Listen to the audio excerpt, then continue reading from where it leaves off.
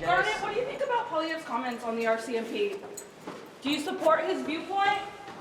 What's your stance on the RCMP? What's your stance on the RCMP, sir? Do you have confidence in the RCMP? I support Pierre, that's for darn sure. What do you support Pierre? Do you support your leader's comments on the RCMP? I support the Blue Jays 110%. Do you support your leader's Go comments on the Jays, go. RCMP? Go Jays, Do you go. support Conservative MPs there dodging questions today about their leader, Pierre Poilievre, and his criticism of the RCMP. Last week, Poilievre accused Canada's police force of covering up crimes committed by the Trudeau government, and he called the RCMP leadership despicable. In response, a former top aide to Prime Minister Stephen Harper wrote a scathing op-ed in the Toronto Star. Dimitri Soudis said Poilievre was dismantling the principled, trustworthy Conservative Party. Soudis described Poilievre as angry, addicted to opposition, and incapable of transformation. And the fallout has only picked up steam. Poilievre is facing a number of negative headlines in the media, some drawing direct comparisons to language used by President Donald Trump. Political leaders on Parliament Hill are also making that link. Where is Pierre Poilievre's notion that the former Prime Minister should be jailed? It's deeply worrying because this is the kind of thing going on right now in Trump's United States. So I think Pierre Poilievre should reconsider his language, withdraw those words, and apologize. The last thing Canada needs is the disturbing kind of rhetoric that we hear from south of the border. You know, we've heard Donald Trump repeatedly threaten his political opponents with jail. That is unacceptable, it's inappropriate, and frankly, it's dangerous to a democracy. Okay, we're going to start there with the power panel today. Vanda Nakhater was an advisor to former Prime Minister Justin Trudeau. Kate Harrison is a Conservative political analyst. Brad Levine is a former national campaign director for the NDP. And here with me is Tonda McCharles. She is, of course, the Ottawa bureau chief for the Toronto Star.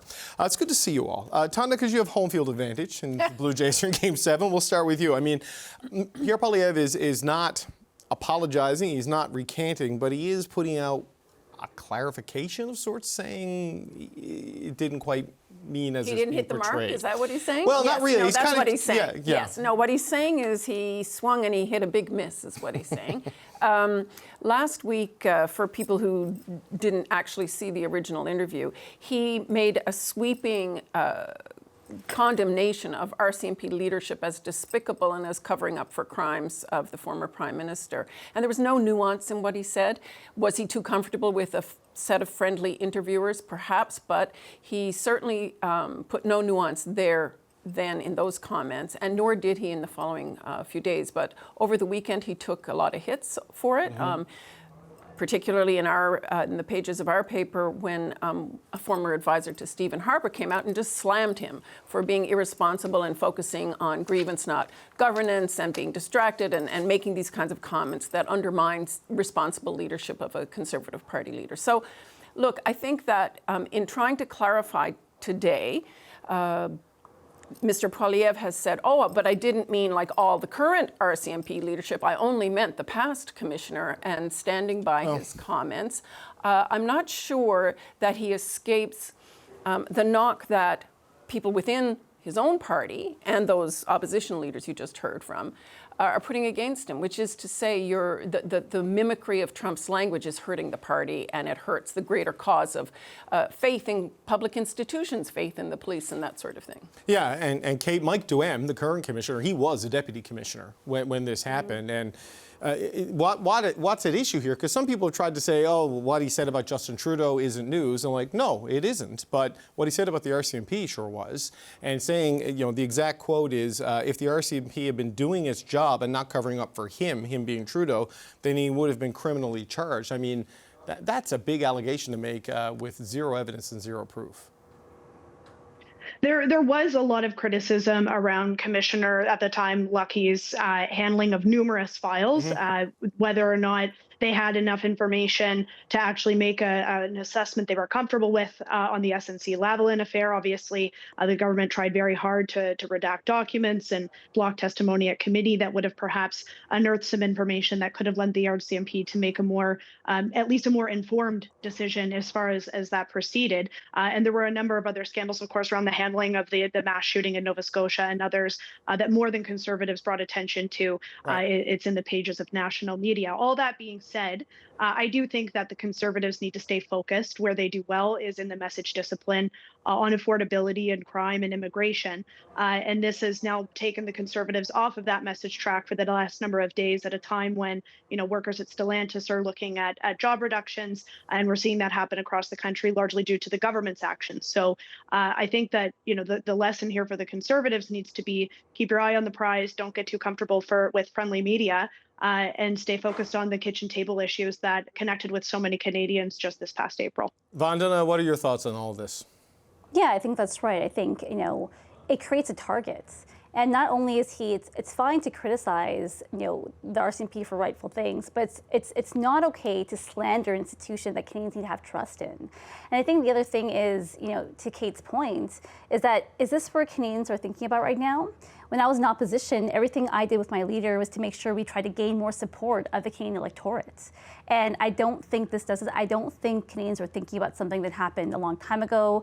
I don't think they want a leader that advocates for them on those kitchen table items, on affordability, on the things that matter to them every day. And I don't think this is what hits the mark, but it makes him look more like, you're not ready to be the Prime Minister, you're going to stay in opposition. Brad, is this, you saw the headlines there, and I don't know if the opposition leader's office cares that the national media is the columnists are taking a position on this, but it does penetrate. And obviously the statement that they put out today, attempting to clarify it, I'm just wondering what this says about where they think this issue has gone for them. Yeah, the clarification that came out this weekend today is an indication that they're doing some backtracking and feel that this has gone on far too long and it's gone too far. So I think that's the first clue that he's in trouble. The second thing is like, why is he going after the RCMP about decisions that a former commissioner made a while ago? And why is he using such language as despicable? You could say maybe not thorough enough, or maybe not comprehensive enough. But the word despicable is pretty strong, and I don't think a lot of Canadians would side with that or agree with that. If Poilievre's challenge, he's got the January leadership review. I'm sure he's fine there. I don't think this is going to upset that. But his broader goal is to make himself more likable, not to the far right, who may have some problems with law enforcement, which is funny to say in this day and age. You'd think that the Conservative movement in general would be foursquare behind law enforcement.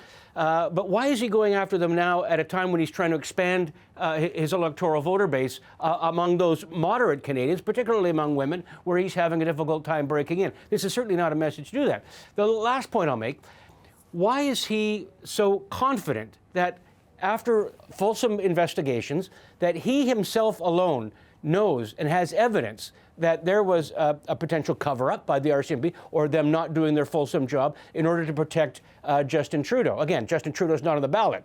Mark Carney and the other opposition leaders are going to be on the ballot. So he's still fighting former wars. Why at this time is he doing so? And why is he going so hard to suggest that he alone has evidence to suggest that our law enforcement in this country turned a blind eye to evidence? If he has such evidence, and I think the current commissioner called him out today and said, if you've got something, please bring it to us. Right. Why is he the judge and jury and suggesting not only is there evidence that was covered up, but then he knows so much that he's suggesting that there should be jail time? That is a pretty far-reaching. And if he can't get this stuff right, and again, I don't know why he's talking about this right now, especially when we've got crime and justice issues that are more important contemporarily, why is he the judge and jury? What does he know that the RCMP doesn't? And right. If he doesn't come forward with it, then Canadians, I think, are just going to say that he's not ready for prime time. Look, it is clear that there are multiple findings that in the Aga Convocation and in SNC-Lavalin, ethics rules and conflict of interest rules were broken. But those are not criminal code. Those aren't crimes necessarily. They're violations of ethical frameworks. I'm not saying that to minimize them, but the ethics commissioner is not sending you to jail. But just to read you the clarification from Mr. Poilievre, just a little bit of it. The opening sentence is, I stand shoulder to shoulder with the brave men and women in uniform who put their lives on the line every day to protect and serve. Today and every day I thank them for their service. Clearly, they've been getting some pushback for being too critical of police. And then the key graph is, my comments were directed to former RCMP Commissioner Brenda Lucki, as Tonda said, who has a lengthy track record record of publicly documented scandals, deception, and political interference to the benefit of the Liberal government. We called for her resignation. We stand by that call to this day.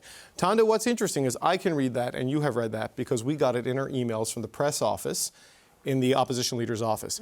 This was not said out loud by Pierre Poilievre, despite appearing on camera, and it does not appear on any of his social media channels that I can find. And this is a guy who has shown when he wants a message to have mass penetration, he knows how to do it. They're just sending it to the reporters, and the reporters only, and not disseminating it on their own channels. Right, and I think that, you know, if I were Brenda Lucki, I'd probably take a really careful look at the language in that clarification, because it is pretty aggressive and assertive and potentially damaging to her reputation. You can argue that she and the force may have made certain calculations that the Conservative leader disagreed with, but to state, as this statement does, that she is guilty of a cover-up, and I think that just goes so far as to negate the value of clarifying it. You know what I mean? He's trying to put out a statement to do some damage control, but in the process is revealing still the same sort of, I think, misstep he's made in the first statements, and trying to clarify it that it's just, you know, the direction or the characterization of someone being despicable was really only directed at this one leader. I don't think saves him. And I think to Brad's question about why is this happening now, I think we all have to sort of look at a few things that were happening there, and several things can be true at once. He was comfortable in that interview very clearly with friendly interviewers, and perhaps relaxed too much, but we all know Mr. Poilievre is a very skilled political commentator and, as you pointed out, messenger. And so what message is he sending to Conservative Party voters, for starters? Never mind that it's pissed off. Sorry. That's okay. A whole bunch of people who are his political opponents in the Commons. Forget that. I mean, what is it saying to broader voters and broader Conservative Party voters who are going to come up in January? Is he the leader that learned any lessons out of the last campaign, where a lot of people felt he should have broadened his coalition? Or is he doubling down on the leader who presented himself and lost the last election? So, Kate, this media strategy here, it reminds me of when some of the members of the Conservative caucus had lunch with Christine Anderson, the controversial German member of the European Parliament. And when Pierre Poilievre wanted to disavow their participation in that, a statement went to the press gallery, nothing went on social, nothing was said at length on camera. And when we reported a statement, we were accused of fake news because it wasn't on his social media channels.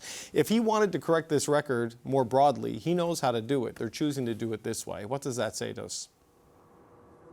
Yeah, I think that it will make its way out there through the mainstream media. I'm sure if he were to be asked about it, then you might get a similar response. I think one thing, David, that could be done that would be helpful is to take the current commissioner up on his offer to meet, because I do think that it's important that the Conservatives reinforce their relationship with the National Police Force and their commitment to crime and public safety issues. And I believe that the current commissioner made that offer last week, and Poilievre should take him up on it. I think that the longer we're debating and clarifying things, the more Conservatives are not focused on the issues that the majority of Canadians do connect with around affordability and around crime. There's plenty of red meat for Conservatives to go after on those two issues as it relates to the current government, not the last one. Yeah, look, he could have a press conference tomorrow, but we'll see if he wants to address it directly. But Vandana, what do you make of this compartmentalized comm strategy, that his social channels are the way Mr. Poilievre communicates directly with his supporters and with his base? If he wants to clear this up, he can do it there, and he's choosing not to. He doesn't want to. I think what the statement was to appease some stakeholders and maybe some caucus members who felt that that was deserved. I think for him, he stands by what he says. And I think he is trying to gear that towards a very small group of the Conservative base that may feel strongly about what he said and may feel that they have concern with law enforcement and institutions in general. I don't think that serves the Canadian public, but I don't think he necessarily cares to share that or to clarify that. So if he wants to get a message out, he will, but it ends up being an old goal for him. So every day that people are talking about this and that his own party is criticizing, and maybe it's not his caucus, but members outside, it is going to hurt him. So every day we're not talking about this is a day we're missing that talking about what's the Conservatives saying on affordability or an attack to the government, which is what an opposition is meant to do. So I think it's an own goal. I think it's a misstep. Does he feel that way? I don't think so. I think he stands by it, and he knows exactly what he's doing. Yeah, Brad, those images of Conservative MP after Conservative MP running by the cameras, I mean, it becomes a 10-foot pole, 11-foot pole, 12-foot pole every time the question is asked. Last word to you, and then we've got to take a break. I mean, why do you think it is being done this way? Yeah, that's a good question. It's still a mystery. We don't know the answer to that. But I know briefing caucus members in front of cameras as they walk in out of the House of Commons. It's not an accident that nobody wanted to talk about it. It's because this is a highly uncomfortable topic for Conservative caucus members. They don't have their marching orders of what to say, or at least they haven't designated a spokesperson, to get this right. And they've issued a statement as opposed to putting the leader out. So all of these things in the communications game tell us that they are in retracting mode, and that they're hoping that it goes away, hoping for something else maybe to take over the news cycle. Well, just last, to be the leader, last right? note, Yeah. they actually did get their marching orders. They did get talking points this morning of what to say in public, and none of them chose to even embrace what Mr. Poilievre's own talking points were today. Well, that's a bigger issue than Tonda. Yeah, and the comments in the podcast were in the present tense, not in the historical sense, as the leadership is. So anyway, further clarification, invited, Mr. Poilievre, if you'd like to come on and talk about it.